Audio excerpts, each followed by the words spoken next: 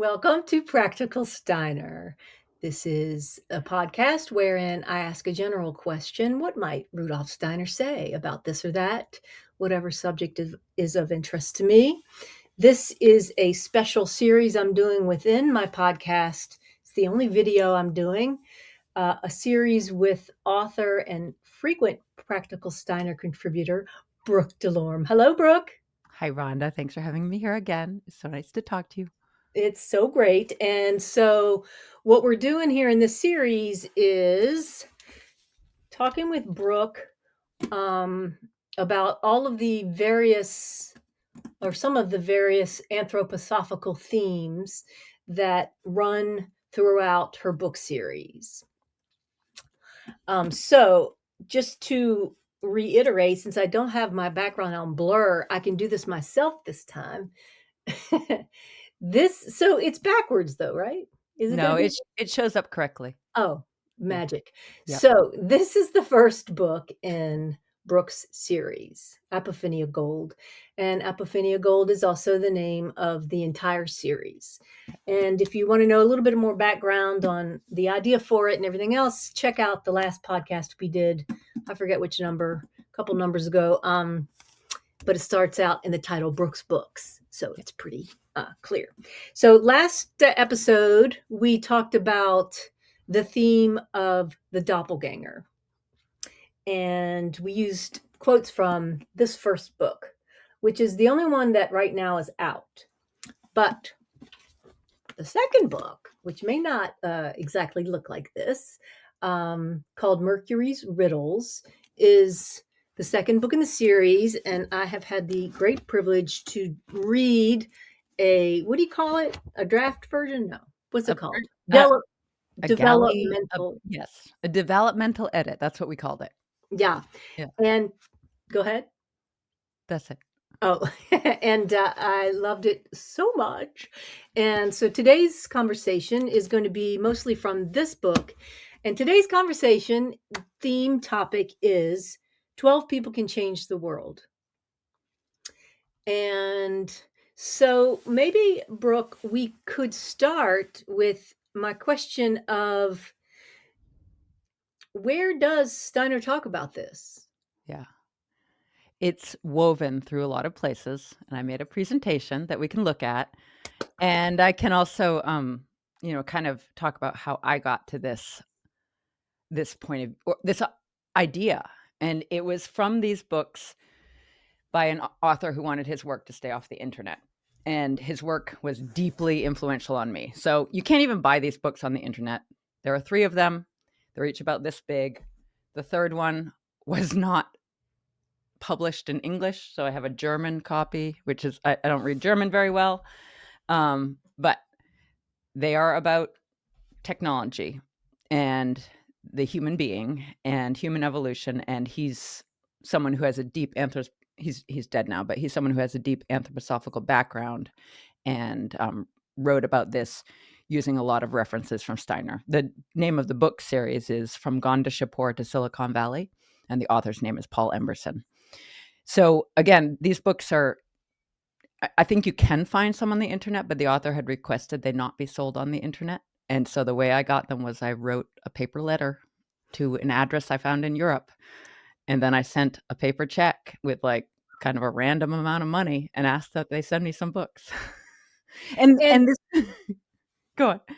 I was just going to say that the 2 times that we have mentioned this author on this podcast, both it's been with you and with Daniel, and both of you very respectfully are trying to figure out, like, do I even mention his name? Yeah. Maybe he didn't even want that. Like, you're trying to figure out how to do, justice to, you came across some things in his books you want to execute, right? But he might, it doesn't feel right to go on and on about him on the internet, Mhm. right? Right. And I was able to buy the first book off the internet, and from there I was able to figure out it was used. And from there I was able to figure out how to get the other books. But the key point is I'm only going to talk about the stuff that's directly from Steiner. I'm just saying those books were like life-changing for me, and I encountered them right as COVID began. And COVID was this in some ways, this huge technological intervention in our lives. Mm.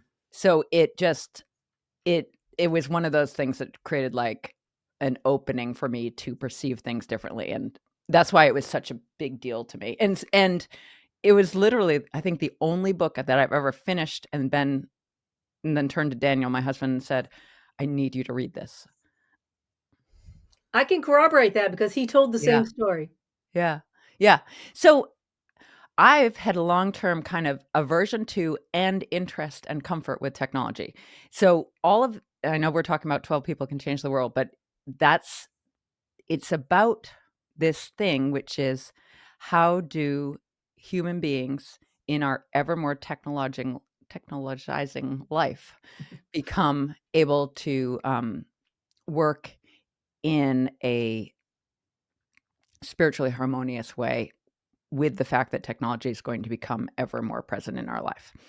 And there are many places that Steiner talks about this, but this presentation, we're just mostly going to stick to the idea of groups of 12 and where that was talked about. Okay. So these lecture series that I mentioned refer to, um, they both happen to be on the apocalypse, but they were given, you know, many years apart. So 1907 to 1909 was the Apocalypse of St. John lectures, and those lectures really talked about the apocalypse in the far distant future. But of course, that book, the Book of Revelation, is like this holographic time picture. It's this macrocosm, microcosm time picture. And so the lectures to the priests on the apocalypse from 1924 were, I think that was one of Steiner's last lecture series, or the last lecture series before he was too ill to give lectures anymore. And that is talking about the the part of the apocalypse, or the version of the apocalypse we are living through right now. And so it's very like, to compare these two lecture series is amazing. And that's why I come to this point of view that this is a thing that these are like rhythms that happen through time. And so, Mm. yeah, there are rhythms from the apocalypse that will happen, many Earth epochs in the future. And those are what are talked about in the 1907 to 1909 lectures. But there are rhythms and rhymes from it that are happening now. And those are talked about in the 1924 lectures. Fascinating. Okay. And I want to point out, I always look for beautiful images from art history to use in these presentations. And the ones I found for this were all tapestries.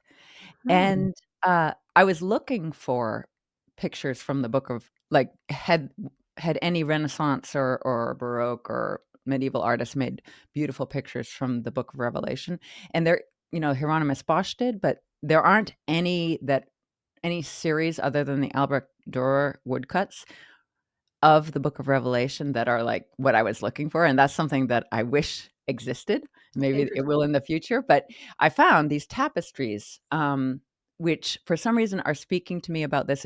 And if any of your audience have read From Gone to Shipwreck to Silicon Valley, they will also see there's a link there. Okay. Yeah. Okay. So setting out, what were the forces at work when I first encountered this idea, which then became a major inspiration behind the books that I'm writing, which is 12 People Can Change the World. COVID happened, and suddenly social world was completely different. And there's a line in the Bible that everyone had interpreted as when two or more are gathered in his name. And then suddenly during COVID, everyone's like, whoa, that's not what it says. It says when two or three are gathered. Hmm. Have you heard this thing? Do you know what I'm talking about? Vaguely, somebody mentioned this once. Yeah. It's, and I was like, "No, that can't be it." And then I went and looked in all the many Bibles that I owned, and yeah, it all says when 2 or 3 are gathered. And, but it spoke to this idea that, wow, suddenly the idea of bringing together a bunch of people in the same room has been, socially, construed as a problem. Mm. Where never before had that been an issue, at least not in my lifetime. So I was very interested in the idea of building community and in-person relationships. The let's the box in pink there, 12 people representing 12 spiritual streams or 12 archetypes or 12 worldviews working together in harmony. That's the idea behind 12 people can change the world. And this is a spiritual concept. It is really on a spiritual level, 12 people who are actually working in this high level harmony or high frequency harmony can have a power law effect, meaning their impact will be more than 1 plus 1 plus 1, equals 12. It'll be many, many times that. Exponential. Yes. Yes. And Brooke, is that what you're saying there with the 12 worldviews? This, I'm just going to show you made a very beautiful. Yep. And I Uh, have a slide that will show that. oh, good. So, So because that's go ahead, please. well, that's one way to understand it. And I think there's Ah, also, you could understand it as 12 spiritual streams. And this is not to say that there aren't many permutations, there aren't, 100,000 permutations of these 12 streams, but like there are, you know, it it's how our consciousness works now. so can we just say, talk about two or three of these streams just to clarify, like, what's Yeah. this mean? What's a spiritual stream? Yeah, let me see if I can pull up that slide directly.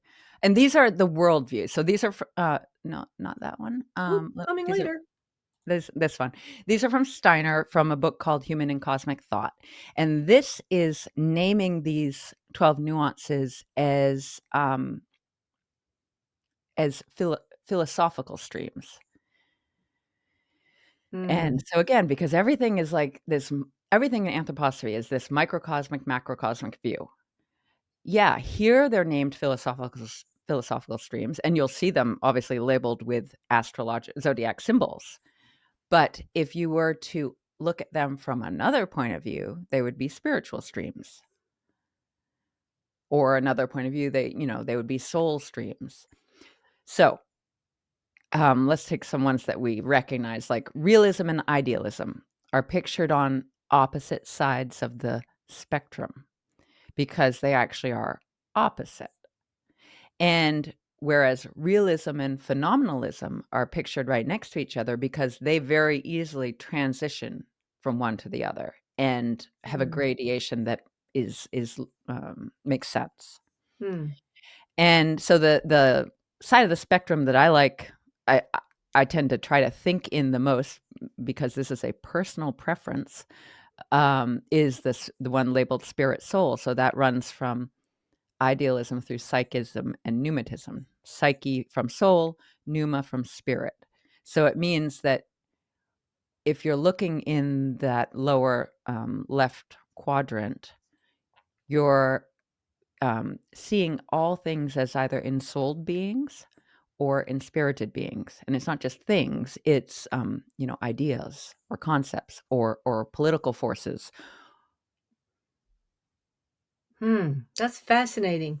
And this is more detail on this chart, which after this, I won't go into more detail because I'm very interested in this chart and, would like to talk about it like for a full hour one day. Yeah. But just for today, for example, up at the top there, we have materialism.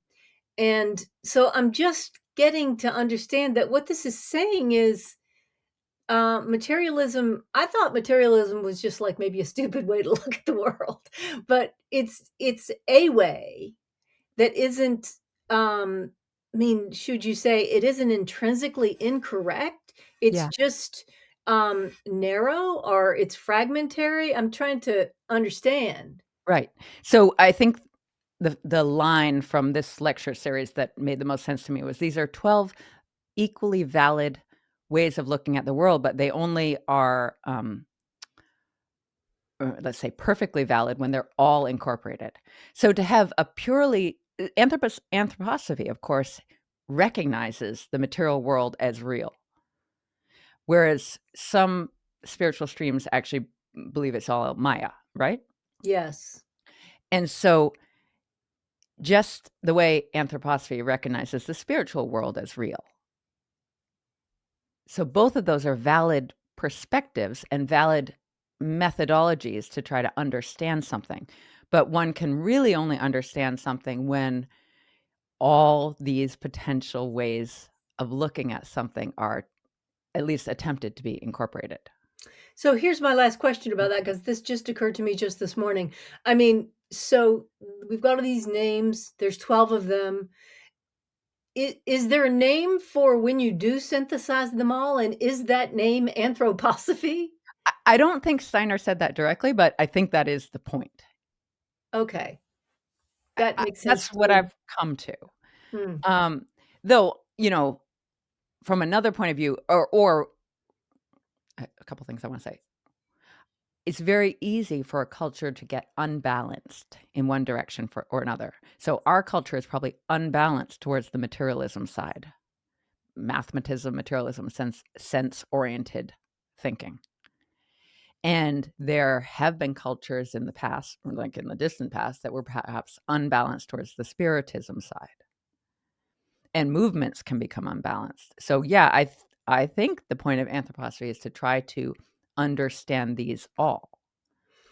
Yeah, and it could be possible that, 4 incarnations from now, the world is different, and it isn't the thing anymore. Right, You know? So there's that too, right? Just like right. right now is what we're talking about. In the Mhm. age that we live in the big picture, this is a way for one to, fill out themselves better, Yeah, to think more fully about yeah. everything. Yeah, and we all have our preference. Like, someone who's chosen a very, what we would call a materialistic scientific career path probably has that as their preference, their comfort zone. Yeah, I would just posit, Brooke, that most materialists, in discussion wouldn't say, "Yes, that's just my preference." They'd Yeah, say, "Yes, that's how the world is, and you're stupid if you don't think so." But, I right. guess I just said that about a minute ago, so I shouldn't talk.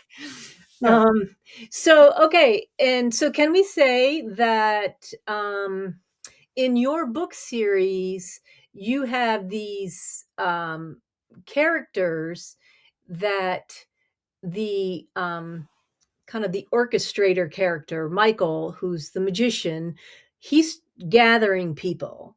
And is it this that he's gathering? These 12 people that think from these different directions, or is it not like completely like that in your book? It it is sort of like that, I wasn't using that chart, but I was thinking about archetypes, and I don't have a slide for this, but I was thinking about this idea that you know, um, there are archetypes. So, the archetype of Michael, I called the magician, which, there's a low side to that and there's a high side to that, and he's pictured as being on this high side. And the archetype of, Apophenia, I called the truth seeker, which makes sense with the theme of the book, and the archetype of Raphael was like, the genius/mad slash mad scientist, because those Mm, so everything has its shadow side as well. yeah, there's that too. Yeah. um, yeah, I thought maybe I could read, let's see. I mean, is it a good time to read? I think the first time that I note in this book that you mention with those words, 12 people could change the world. Um, Maybe I could read a bit from it. Is it a Sure, good time now? sure. Okay. Now, this is this whole effort of making videos with you. It's a new thing, so I'm learning, and I don't know yet what's a good amount to read, you know, during an hour-long discussion. So, I think you should keep it to, like, less than a minute. okay, Yeah. gosh, okay, I'd have to this is the longest one, but, so what you're, where it is in this book, it's page 70, and she says just what you said.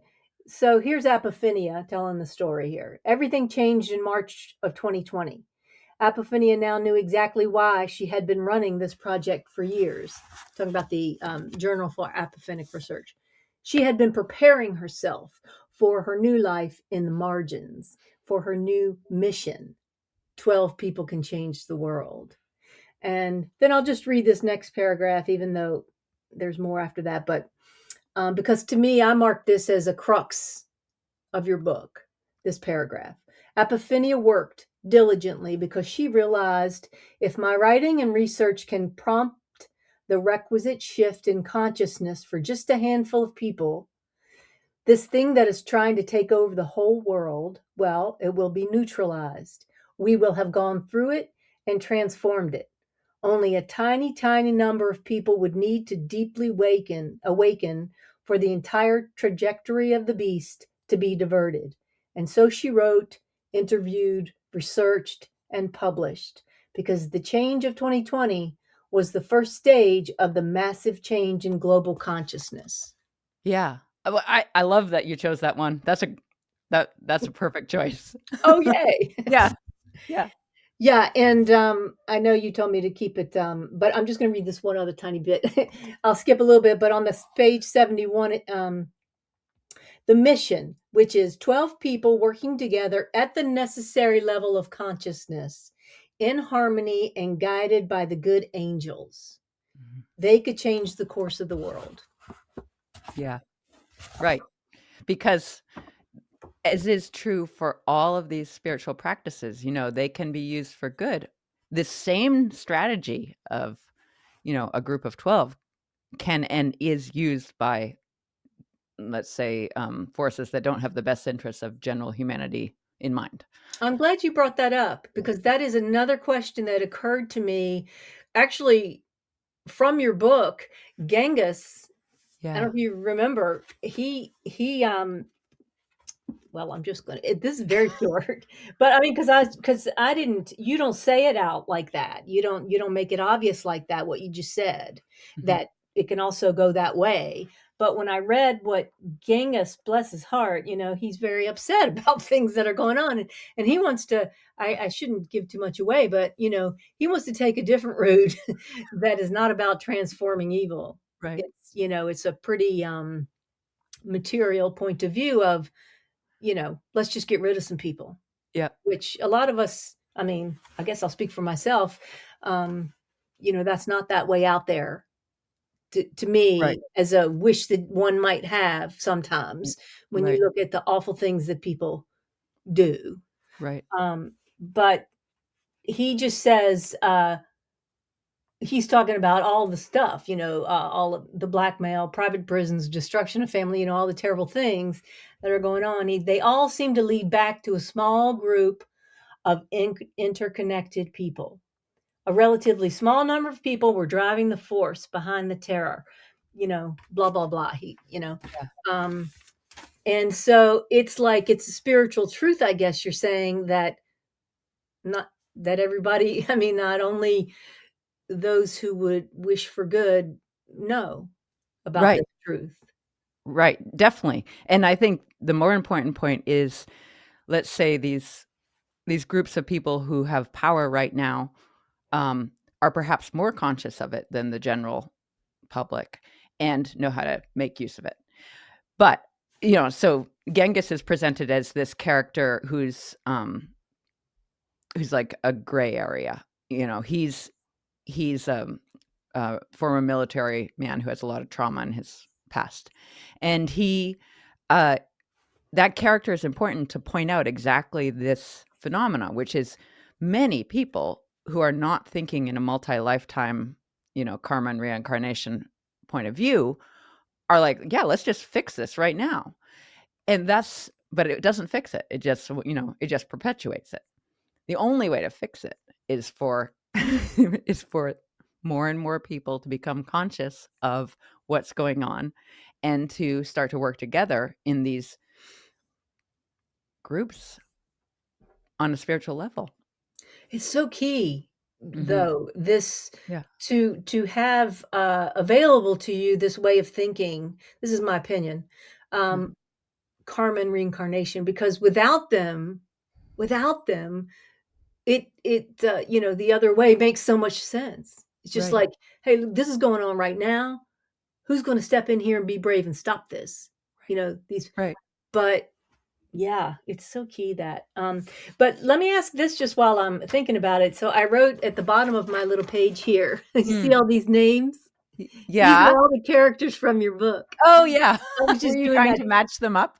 Well, I didn't get that far because it only gave Uh-huh. me an hour, and Yeah. I was like, "Oh, Lord, I haven't thought about this yet. I should have." But no, but I am, I don't wanna get it straight right now because it's more Yeah. fun to think about it more slowly, but you have a bunch of characters. I think it's fair to say that it's not clear who's one of the 12, right?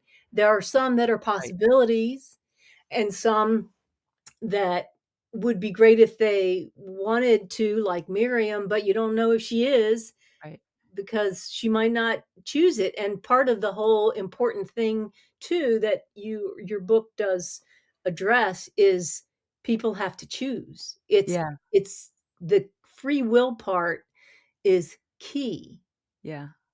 And so, like, Miriam, who is one of my favorite characters, is this picture of someone who is really spiritually advanced and thus powerful, but, again, it's like maybe is not, working on that path of total humility that is or selflessness or whatever we wanna call it, or sacrifice, that is the path that, let's say, is outlined in esoteric Christianity. Yeah. I truly have read too much right now to read anymore, but later I hope somehow we circle back to Miriam Yeah, because one yeah. of the things I marked was a passage that involves Miriam and some of her Mhm. very good questions that illuminate a little bit, her own dilemma. Yeah. Okay, we'll go back to the slides? Yeah. Yeah, so let's see, we talked about that one, and, okay, so examples of groups of 12. Uh, you if you start looking, you'll just find tons of examples, but 12 apostles.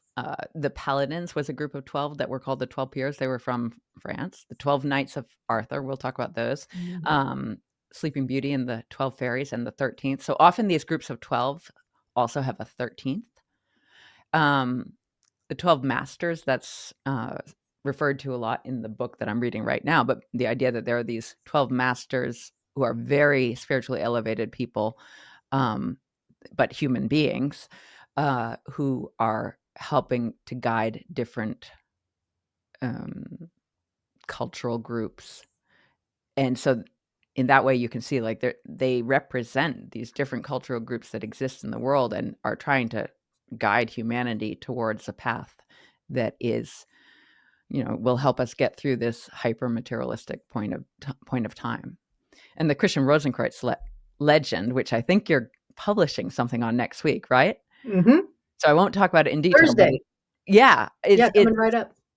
it's going to be, so this will get published after that, and maybe your viewers will already know about it, but it's a group of 12 who are, I think, supposed to be these 12 masters or very close to that, who raise, another of the 13th, which is the prior incarnation of Christian Rosenkreutz, and teach him. So, circles of 12 and groups of 7 communities is something that Steiner mentions in these apocalypse lectures, and I'll pull them up. Um, and that's why, so there's a couple reasons we end up talking about the book of Revelation here. Book of Revelation, I don't know how many times you've read it. It starts with sevens. You start with 7 letters, 7 seals, 7 trumpets, 7 bowls, 7 angels, da da da da, And I heard this phrase from a book by Emil Bach, sevens for time and 12s for space. But, Mm. time becomes space is this whole thing in anthroposophy that we could talk about at a different time, but that has to do with, um, gaining a different perspective on time so that it literally becomes space and not, something that we understand in a linear fashion. So the book of Mm. Revelation is a picture of this in, like, a dreamy way. You have all these sevens, and then at the end of the book, when you get to the New Jerusalem, it's all 12s. Mm. And there's even this really fascinating example of the foundations of the wall of the city were garnished with all manner of precious stones, and then it lists off the foundations and all the different stones that they were. So it's really cool to go through that book and see where these sevens and 12s are. Mm. So the 7 letters, one of the interpretations Steiner gives for these, and this is in the, I think it's the 1908 lecture series, is that each of these letters is a picture of a cultural epoch. So Mm. Ephesius would be the first cultural epoch, Sardis would be our cultural epoch, Philadelphia would be the upcoming cultural epoch. And Philadelphia is like the brotherly love cultural epoch, right before, the war of all against all. Okay. Yep. Alright. So this idea of what is actual, like, true brotherly love and true community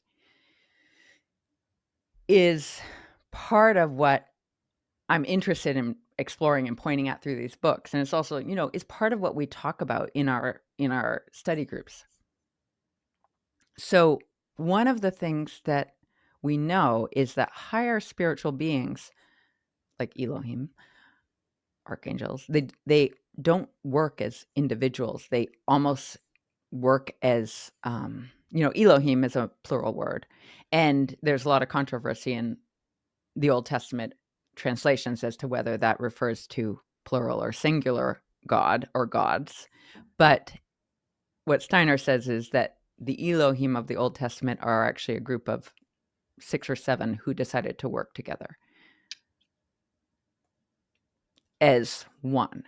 And I think that is it's like a marker or a pointer towards what this idea of community would mean in our human life. And again, we're in that microcosm of what exists in the macrocosm. So, one of the other things that Steiner talks a lot about is this transition that humanity has been going through away from blood ties being the most important thing to what I'm calling here spirit ties, but our our closest relationships now are not necessarily with people to whom we have blood kinship, because this is a transition where we are, there's so many ways to talk about this, but this is a transition that humanity is going through. Yeah, from, like, the Old Testament tribalism, yeah? Mhm. Yes. Yeah.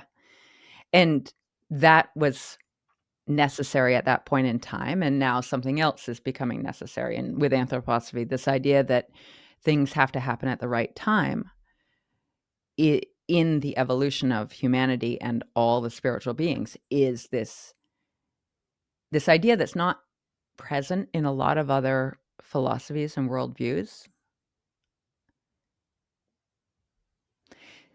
The next point I put down is this thing of taking on one another's karma. Hang on, So 'cause sorry, I was yeah, just, I was a little far away there for a moment because I was thinking about blood ties and, speaking personally, for some family, it's very easy to feel, care and love and, you know, wanting, to work on the brotherhood thing. yeah, But, but with other members of family situations, it's very difficult. So it's just like that one alone is mhm, is yeah, difficult, and now you're adding now I gotta care about a bunch of people I'm not even related to. yeah. It's hard to imagine, but I'm inclined to imagine that 2,000 years ago, it was or 5,000 years ago, it was much, much easier to feel at one with only those people to whom you have blood ties, and that was part of the characteristic of that period of time, and Yeah. now we have a different characteristic. Well, I would think most people, would say that a part of Jesus's message perhaps was this Yeah, one. yeah, right. Um, I'm not gonna remember how the lines, but basically he says something that's very hard to understand, which is like, "Until you turn away from your mother and your father and your, your husband and wife." That line is, I think, part of this idea, I don't think it's meant literally that way, but it's part of this idea, which is you are no longer bound by these blood ties. First, now you're in this transition to the spirit ties. Yeah. One of Mhm. many places in the Bible where esoteric, understandings of it really fill it out. Right. Well, and it also speaks to the incarnating human eye, where we are becoming more individual, and that has to be worked through in the highest and best sense, because otherwise we're just a bunch of, you know, antagonistic individuals. So, this, the group of 12 thing, one of the places Steiner talks about it was in these esoteric lessons, and there was an esoteric youth circle that was set up, I think, in 1923, and, these were younger people who wanted to take on this commitment, and my understanding is, obviously, I wasn't part of this, and it was kept esoteric or hidden. Um, they wanted to make this commitment to work together karmically, and that means a a commitment across lifetimes. It's like it's taking on each other's karma. And, it gives one the ability, in theory, to communicate with or to bring guidance from the stronger archangels, which is why it's so these are the ideas that I haven't seen in practice, but I'm sure they exist. I'm sure they're also hidden for the most part. Mm, yeah. Yeah. And so I have this line, community as renunciation there. Of course, a commitment across lifetimes is also a renunciation. And so all these things, they allude to the selflessness also that these, um, communities or approaches require. Renunciation in that, like, you can't go and just do your life like you want to. You've committed to make your decisions within parameters that involve a bunch of other people. Is it sort of like that? Yeah. You've committed to take on each other's karma. I Yeah, I mean, don't that's really understand that part, Brooke. Committed to take on each other. I don't understand that. well, I mean, it's like taking on each other's debts, only on a spiritual level. So is it like this? Like, I'm committing to take on your karma like you're committing to take on mine. Does that mean that I'm going to help you work through yours and you're going to help me work through mine? Is it that? I mean, I'm not like taking yours instead of you taking yours, right? In some cases, it could mean taking instead of. Yeah, because so imagine that a group makes this kind of commitment and somebody quits. The others are still responsible for that person. And yeah, Mm, um, there's a lot of questions, that I'm not prepared to speak to because I have yeah. not read enough about it, and it's all from Mm, third party sources, but essentially the question was, did Steiner die because he took on the karma of the Anthroposophical Society or something like that? I'm sure somebody who's listening will have more insight, and mm, again, that's not from a lecture, that's going to be from third party writers who were acquainted with the situation at that p point in time. mhm. Wow. Lots to think about as Yeah. usual. Okay, so this is one of these examples from the 1924 lectures, and Steiner is referring to, a a lecture series he'd given in the area where King Arthur's group might have been. And, if you Oh. go look in Wikipedia, it's like, oh, there were, like, thousands of Knights of the Round Table, but the story, the cultural story often is around 12, and so he's talking about 12 here, and one finds there are 12 nuances or kinds of perception. And that's why in order for these knights to all work together, they each needed to grasp one of these 12 nuances, okay? Interesting. and there this is where we were talking about. The other thing I wanted to point to in this chart is in this lecture series, I get the picture that Steiner is saying, and you have the 7 planetary moods. And if you look at someone's actual birth chart, you might start to see these patterns emerge. Like how they think or what they're Mhm, drawn to, that sort of thing? mhm. So, again, in this same lecture from 1924, if people want to share their tasks in the world, there must be 12 people. But when people confront each other in communities or communes, one gets the number 7. So the one who wrote the Apocalypse, John the Evangelist, had, you know, in intuitive or clairvoyant pictures about this, which are in that book of Revelation, which is why there are these sevens and the 7 communities, the 7 letters. But I think this is also very useful for those who are interested in the threefolding concept. Oh, Mhm. Because that, when you once you get into confronting each other in communities or communes, you're probably talking about economics. certainly. Yeah. Wow. Okay, and so Philadelphia, um, is this term that I'm using for the 6th cultural epoch because that is, the other term that's used is the Slavic epoch.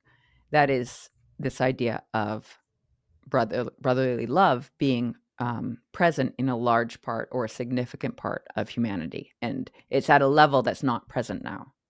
And can we say how many thousands of years away is this?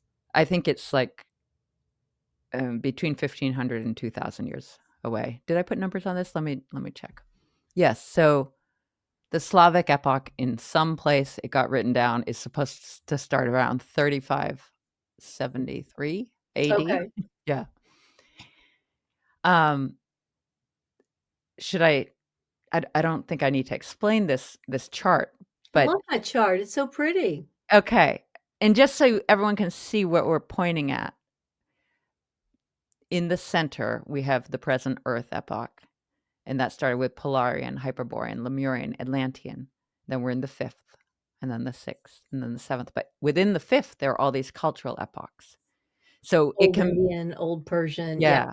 And it gets confusing in just talking about this shorthand because we are in the 5th Earth epoch, and we're also in the 5th cultural epoch. So it's very easy to, overlap those and speak in a confusing way. Yep. So our time is like the consciousness soul age where we're developing this both the real self-awareness of ourself, of being moral beings who can have consciousness of right and wrong and good and evil and truth and not truth.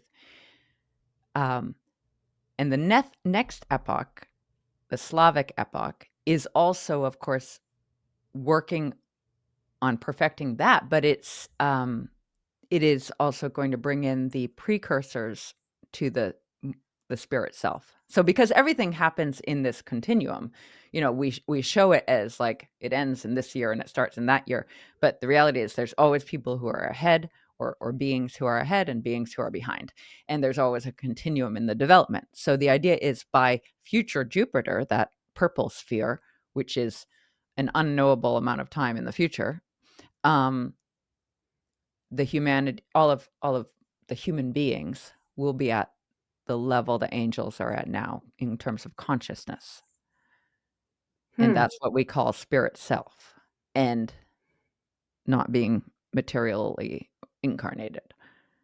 Yeah, I mean, thousands and thousands and thousands of Yeah. years we still have to go. Oh, yeah, and moreover, the 5th Earth epoch, which we're talking about now, that only is described as spanning 15,000 years, but the Atlantean epoch was probably 100,000 years, and the Oh, Lemurian might have been like a million years. So oh my so goodness. these aren't, time is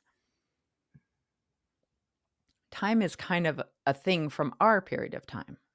Like we only have our historical memory for some thousands of years, historical, human memory. Wow, Brooke, I can feel the top of my head loosening for explosion. Let me ask you something that's totally not about Yeah, our podcast, but just because you have this chart up okay. and it's, just kind of perhaps a fun thing to throw out there, Yeah, which is, okay, we're working hard, right? We study a lot. yeah, We're interested in what's required of me. What's the right thing to do as a human being? How do I need to act? Your whole book series, here's a truth yeah, seeker, and she's trying very earnestly. How should I act? What am I supposed to do? What am I yeah, supposed to not do? All this stuff, right? And when we study Steiner, we learn that at the end of where is it? At the end of the 7th, oh, that yeah. there's the war of No, all against no, all, right? it's actually right, it's at the end of where you see the word Slavic American, it's at the end of the 7th cultural epoch, meaning, I don't know, 4,000 years in the future, the war of all against all. Right? So here's the question. Yeah. Here's the question. Then what the hell is the point of all Yeah. this work that we're doing? I mean, I know that I just, Mhm. I ask it that way because I enjoy that, but I Yeah. know that the point is for us to, what is the point? It's not like it's fatalism. This presentation that Steiner gives to us of what's coming, it does matter, meanwhile, what we do and don't do as far as what kind of state are we going to be in the future to deal. Right. Yeah. It's not fatalism, definitely. It's I mean, everything about anthroposophy is this picture of evolution through the eras, and it's not just for the humans, it's for all of beings. And if we it can make one feel a little more responsible, like, if we mess up, if we humans don't do a good enough job, it harms the angels and it harms the animals, you know? Mhm. I know, and it's like, "Oh, wow, I wanna try harder because of that."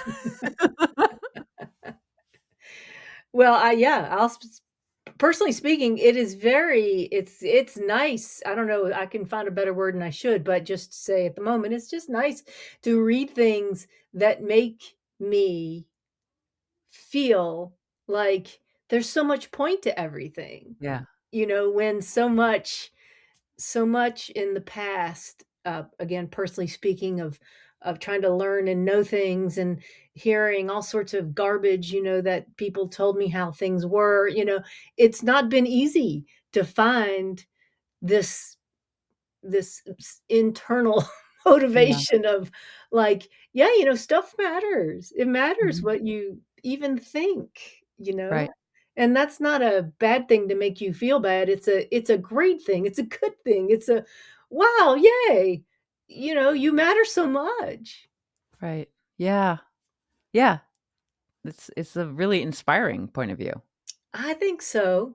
Mhm. Yeah. Mm. All And right. also, seeing an example such as Steiner who just, like, worked nonstop to try to convey these ideas because there was a chance that one person in some audience somewhere might be able to make some difference. Like, and you think about how did biodynamic farming come into existence? That was 8 lectures and probably just a couple people who really understood the meaning and then pushed it forward. Yeah. And Waldorf School, I mean, the guy with the cigarette factory, it Mhm. was so key. That's one man. Yeah, right. Um, so I want to ask at this moment, just for this word metanoia. Um, this whole thing we're talking about 12 people can change the world. I mean, would you say that what we mean by that is how we're trying to or how what are you trying to change, basically? And would you say this word metanoia, this fundamental change of mind, a spiritual conversion, I mean, this is what the 12 people are trying to get together and like make happen for others? Would you put it that way? Maybe. The way I think of change the world is, okay, we incarnate because there are lessons to be learned. And so part of the way we learn lessons is by working on projects. And without hindrances, meaning adversarial beings, there's no projects to work on, there's no lessons. And in order to evolve, we need the lessons. So, does that answer your question?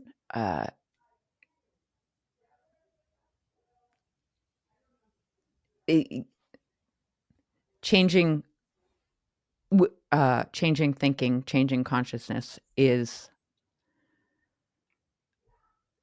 done through the educational process of Earth Mm. incarnation. Mhm. Yeah, I'm gonna read this bit right now. It's from page 82. It's, she's sitting with, or she's thinking, Apophenia, about Abraham Zorn, Uh-huh. which is, could be one of the 12, but not looking good so far in book 2. This great atheist Yeah. is you know, subtitle there for himself. But anyway, um, she had not been able to discern why Michael believed Zorn open to transformation. She saw no opening other than this brief Twitter series about the meaning of the word metanoia. As would be expected, among Zorn's interests were the non invasive thought practices one could use to remove limiting beliefs and improve mindset. Perhaps it was a remnant of his younger, more optimistic self. Perhaps it was the opening, changing one's thinking, repent, as it was so often translated. Yeah. I mean, that was so interesting to me when I read that, repent, um, as changing your thinking. That's not Right. usually how people are, that's not usually how I have heard people understand that word. Right, of course, because, we're language changes constantly, and if you hear enough preachers say, "Repent, repent," it suddenly changes in meaning, and maybe it didn't mean that, you know, back then. Yeah. Yeah. So it's the changing the thinking is a lot of what the characters are, well, Apophenia is she's trying to figure out how to do that, right? How to help other people change their own thinking, of course. You can't do Yeah. that for people. Meanwhile, respect their free will. I mean, that's Right, a it's big one big too. question how you do that. So, I mean, changing one's remember, like, anthroposophy is described as a cognitive path also, or at least, you know, Steiner described it in different ways, but there's there is the cognitive path, which is what most of the people he was talking to were, going to find appropriate for their own development. And a cognitive path means literally changing one's ability to think or in changing how that ability functions. Like, if you change from head thinking to heart thinking, that's a change in thinking. Yeah. I mean, and I can kind of vaguely understand what does that mean to change from head to heart thinking, but I can't say I really know Right. what that means either. And I don't think I think most of us don't, and myself included, other than that, there's these descriptions given over and over in the basic books about you're developing the ability to focus cognitively, and then you're moving that focus down.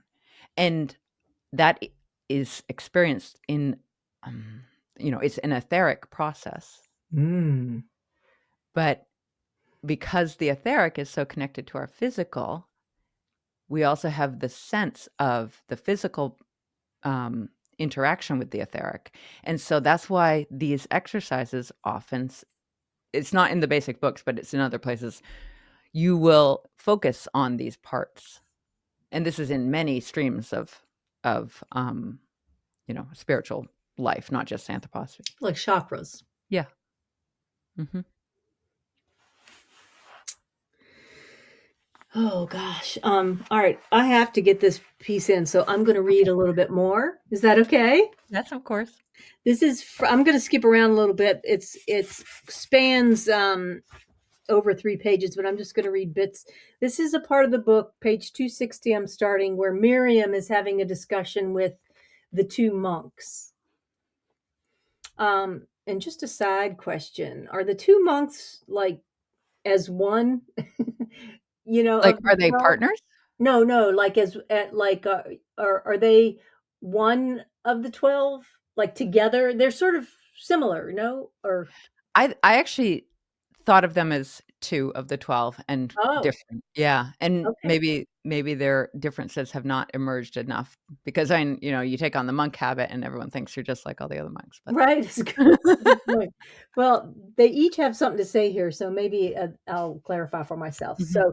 Um, so Miriam's having a discussion with them, and so she says, "You propose that the duty of being understood falls to the one who understands more?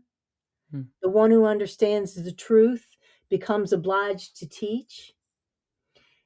To me, that's Miriam's life question. Yeah, Do I have to do this? Is this yeah. up to me? Like, and Right, she doesn't really want to.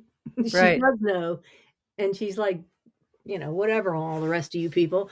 Um, so then I'll skip around. And so Bruce, he's painting and he says, "Yes, we have a duty to help those who can't understand, yet we need to strive to make ourselves understood without resorting to fear, ridicule, or coercion. Those are the tactics of the adversaries. We can't just withdraw to idealized intentional communities in the mountains while the world outside burns and suffers the tribulations.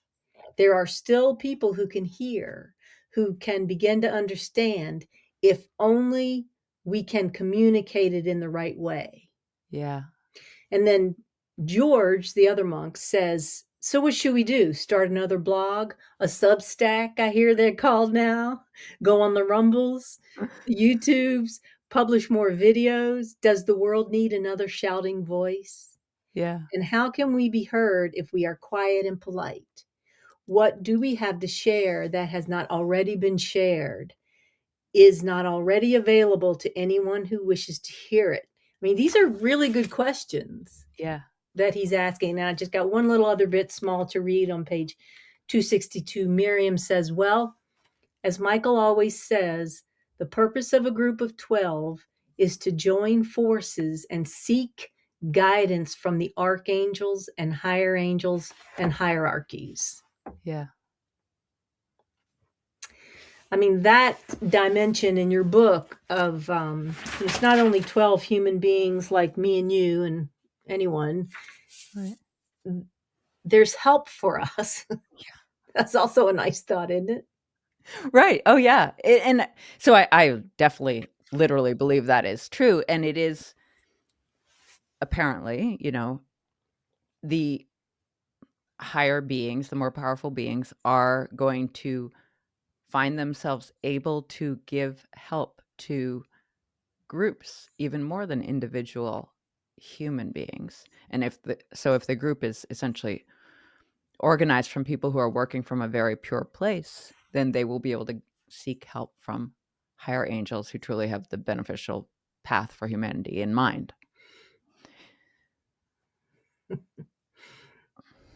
All right, you got more in your slideshow? Only a little. Yeah, let's have it. Okay. So Christ became the Lord of karma, and there's lines in the Gospels that refer to this. It used to be, "My Father was the judge, but now all judgment is handed over to me." And I'm not able to give you the line perfectly, and I didn't put it in here. But the idea of we have karma, which is deeply, deeply complex, and we also have grace now, but we still need to work to transform our karma. And basically, the tool I see for us to do that is through our human relationships. How do you transform your karma with other humans if you're a hermit? So that's part of this working in a group. I mean, we all go around our lives and we encounter people and we're like, "Oh my god, I'm so connected to that person." and that's a clue to, of course, the people who we have strong karmic connections with. I think the idea is everyone we meet and have any kind of interaction with of significance, of course, we have prior karma, prior lives with them, but it's the ones where we're really like, "Oh, I feel a very strong pull towards that person," then it's very clear, oh, this or very strong antipathy, of course. It's very clear that's where we can perhaps have very fruitful work in transforming karma. Yeah, and another day we'll have to come back to grace because, I kinda love that word, but Mhm. it's real foggy for me. Yeah, yeah. And, so I wanted to talk about the idea of brotherly love and selflessness. Of course, done wrong, it sounds exactly like communism. Mhm. And so there are all these utopian visions, which are in the anthroposophical terms, they are Luciferic or Ahrimanic or both. And those are the things that if they are a vision of something that could be correct at a certain point in time, but if it happens at the wrong time, it's essentially demonic. And communism, especially as it was practiced during Steiner's period of time, was definitely a force that was intended to remove the potential positive development of the human being. Hello. Yeah. Yeah. I think that's the last. Oh, no, and then this was another picture I Oh, made because it's about the 12s, and again, these are, ooh. this this is hard to explain without seeing a bigger version of the picture, which I don't have, but what you see here are the human being in the 9 hierarchies above, and so the 9 plus the Trinity makes 12, of course. Oh. Or you could say the 9 hierarchies above plus the humans plus animals and plants makes 12. Mm. Um, but the idea and this is perhaps too much of a tangent. Of course, our lowest body is called the physical body, and the angel's lowest body is called the etheric body, and the archangel's lowest body is called the astral body. And so this drawing is a picture of how that works to try to understand Mm. where our consciousness and our ability to even, even come up with the remotest conceptualization of a being ends. I haven't seen this one in person, Brookers, so you gotta bring it. I will. I would I think like that to see. It's very beautiful, and, I mean, all the things that you make, you've got the whole artist thing going on, which partly I think is how you just manage, but it's such a beautiful and great practice, this. I mean, Mhm, I've started to make charts. They're nothing that I'm gonna put up and show people right now, you know? They're not all right. that beautiful and everything, but they're such a great way to try and understand something. Yeah, it I love charts, and often, like this, Steiner will be giving a lecture, and I'm like, "Where's the chart of this? There's no chart." Well, let me write it or draw it down so that I can see it, because everyone, wants to see things in a different way or a slightly different way, and sometimes there are charts in those lectures, but they're just like little black and white drawings, and they're not full of color. Yeah. Yeah. And I Um, know that the whole thing about Steiner is that you do your own study, make your yeah. own notebook, but I don't know whether it's a bad idea. It seems like it'd be a great idea. Like, I would love a little, um I'd buy a handbook of your drawings, Right. just to help me on the way to my drawings. I don't know. Mhm. That might not be a good idea because it's Right. so important to grapple for yourself with the meanings. Right.